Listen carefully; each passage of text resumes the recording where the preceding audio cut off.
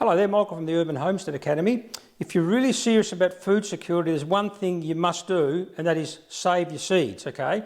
So what that means is that when you grow food crops, always grow crops that are heritage varieties or open pollinated varieties. And what that means is that you can actually collect the seed of the crops you grow. So all the varieties you can see on this table here, we've saved the seed of all of these. You know, the carrots, the onions, the silver beet, the kale, the pumpkins. And what we do every year, for example, here's some tomatoes here. When they mature and ripen up, we'll save this batch for this year. But this is the batch we saved last year.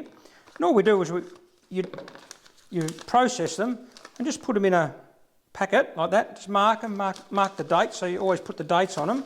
And then you just put them in a little sachet like that. Dry all the seeds out.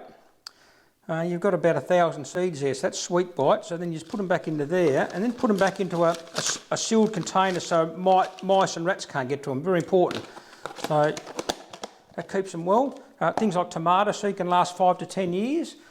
For example, the Queensland blue pumpkin, one of the reasons this one's been in storage for 12 months, this is the longest storing pumpkin we've ever had, and that's because we've been saving the seed from the long storers. This is the third generation of long storers. So what we do with that one, we'll save the seed of that. But as you can see, we've saved the seed. This one grew from this seed from last year. So I'll just take that off. And then same thing, we just put that in a packet. You just take the seed out, wash the seed, dry the seed, put it in a sachet, put it in an envelope, and then you can give that seed to family, to friends. And if a crisis happens, like for example with the pandemic, there was a real seed shortage for about 6 months where everyone wanted to buy seed and grow their own plants, and all of a sudden all the seeds sold out. So by saving your seeds, by growing plants that are heritage or open pollinated, and by saving your seed, that is real food security. You know, seed sovereignty means food security. I've often said it's, agriculture is the foundation of civilization, and seed saving is the foundation of food itself. You know, without that seed, you cannot grow food. Very important. Grow plants that are self-replicating, save the seed, you've got food security forever.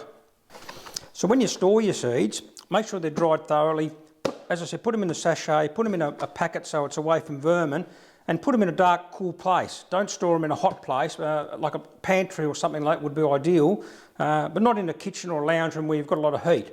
Somewhere in the house where it's cooler, a shed in a cupboard where it's nice and cool, and most of these seeds will last 5 to 10 years, no problem at all. As a matter of fact, we did a video on some broccoli seed that's been saved for 10 years, and we had a 90% germination rate. So that gives you an idea if you process the seeds well, you dry them well, store them well, put them in a cool spot, they last a long time. It's a very precious resource. Have a great day.